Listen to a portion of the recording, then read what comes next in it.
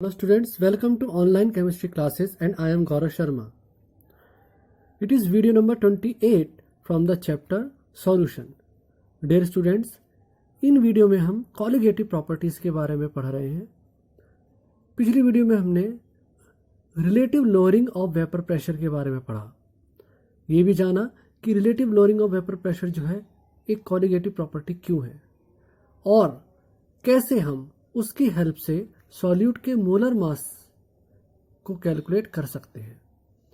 Relative lowering of vapour pressure की help से molar mass calculate करने के ऊपर बेस्ड एक न्यूमेरिकल भी हमने पिछली वीडियो में करा।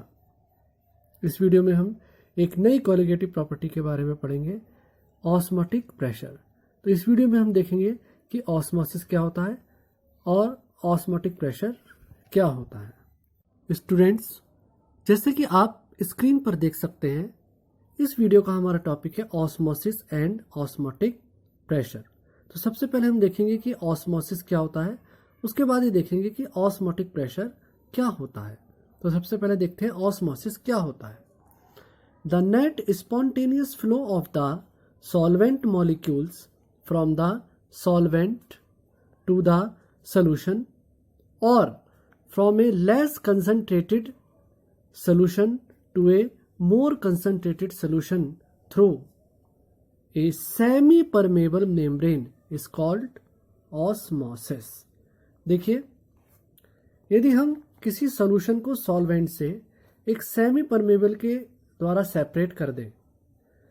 देखिए, सेमी परमेबल मेम्ब्रेन की खास बात ये होती है कि इसमें से केवल जो सॉल्वेंट के मॉलिक्यूल है वो ही पार जा सकते हैं, केवल सॉल्वेंट के मॉलिक्यूल ही इसको क्रॉस कर सकते हैं। सॉल्यूट के मॉलिक्यूल जो होते हैं वो इसे क्रॉस नहीं कर सकते हैं। तो यदि किसी सॉल्यूशन को सॉल्वेंट से या डाइल्यूट सॉल्यूशन को कंसंट्रेटेड सॉल्यूशन से एक सेमी परमेबल मेम्ब्रेन के द्वारा सेपरेट कर दिया जाए तो सॉल्वेंट के मॉलिक्यूल, ध्यान से सुनिएगा मेरी बात, तो सॉल्वेंट के मॉलिक्यूल अपनी हायर कंसंट्रेशन से लोअर कंसंट्रेशन की तरफ स्पॉन्टेनियसली मूव करते हैं। अब देखिए, यहाँ पर एक तरफ सॉल्यूशन है, एक तरफ सॉल्वेंट है, एक तरफ सॉल्यूशन है और एक तरफ प्योर सॉल्वेंट है। तो ऑब्वियसली बात है, जो सॉल्वेंट के कंसंट्रेशन होगी वो इस तरफ ज़्यादा होगी। तो सेमी परमेबल मेम्ब्रेन से सेपरेट करने पर अपने आप जो सॉल्वेंट के मॉलिक्यूल हैं वो सॉल्यूशन की तरफ चलना शुरू कर देंगे। इस प्रोसेस को हम ऑस्मोसिस कहते हैं। अब यदि हमने इधर भी सॉल्यूशन लिया है और इधर भी सॉल्यूशन लिया है, इधर कंसंट्रेटेड सॉल्यूशन लिया है, इधर डाइल्यूट सॉल्यूशन लिया है, तो ऑब्वियसली बात है जो सॉल्वेंट की मात्रा होगी वो डाइल्यूट सॉल्यूशन में ज़्यादा होगी। तो सॉल्वेंट के जो मॉलिक्यूल हैं, पार्टिकल्स हैं, वो अपनी हाई कंसंट्रेशन से लो कंसंट्रेशन की तरफ चलना शुरू कर देंगे। कहने का मतलब है कि सॉल्वेंट के पार्टिकल डाइल्यूट सॉल्यूशन से कंसंट्रेटेड सॉल्यूशन की तरफ चलना शुरू कर देंगे और ये प्रोसेस स्पॉन्टेनियस होगा। तो ये इसको हम कहते हैं ऑस्मोसिस। देखिए, दोबारा सुनिए। The net spontaneous flow of the solvent molecules from the solvent to the solution or from a less concentrated solution to a more concentrated solution through a semi-permeable membrane is called osmosis।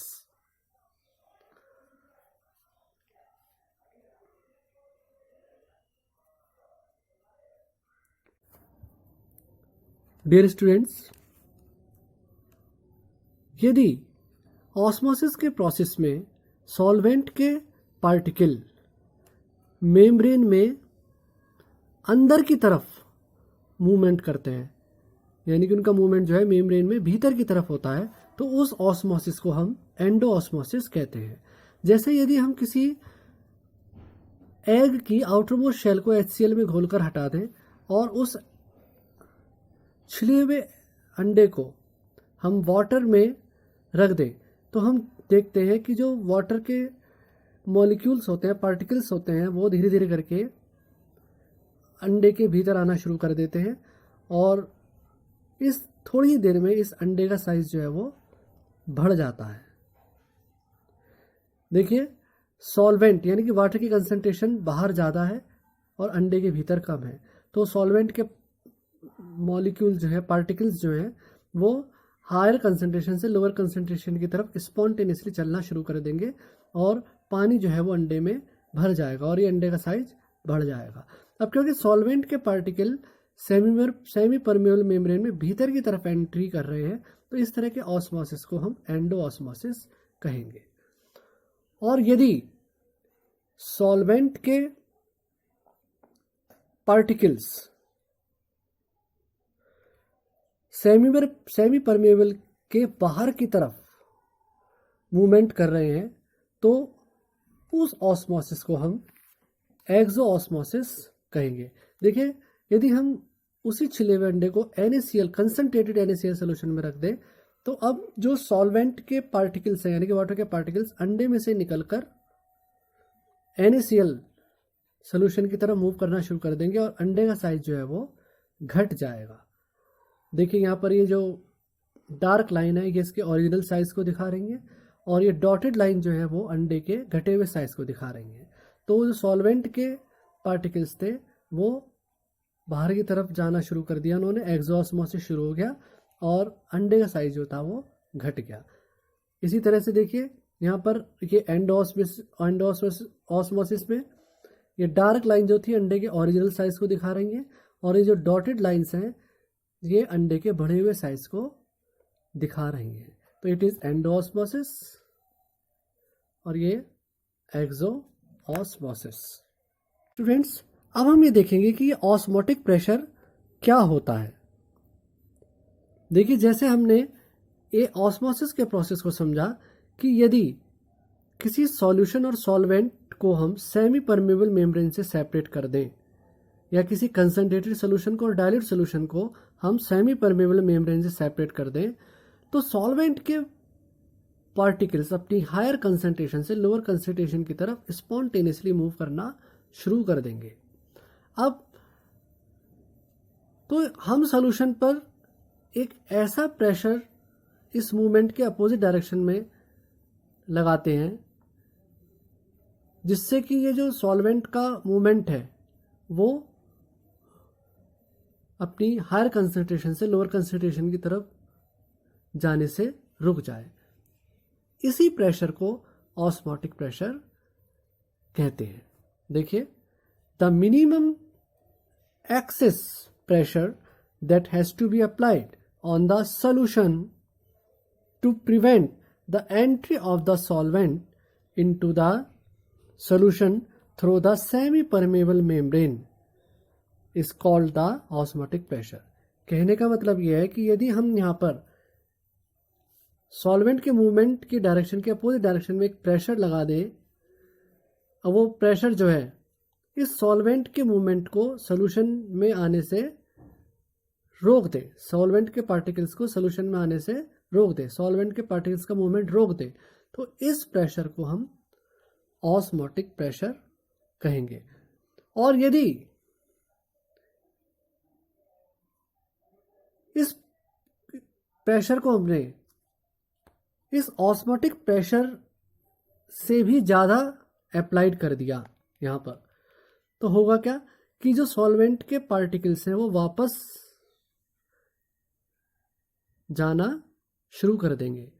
तो इस process को हम बोलेंगे reverse osmosis. It is of interest to mention that if a pressure higher than the osmotic pressure, यदि यहां पर हमने pressure osmotic pressure से ज्यादा लगा दिया, it is if a pressure higher than the osmotic pressure is applied on the solution, the solvent will flow from the solution into the pure solvent through the semi permeable membrane. The process is called reverse osmosis। तो solvent के particles solution में से वापस दोबारा से solvent की तरफ जाना शुरू कर देंगे और उस प्रोसेस को बोलेंगे रिवर्स ऑस्मोसिस।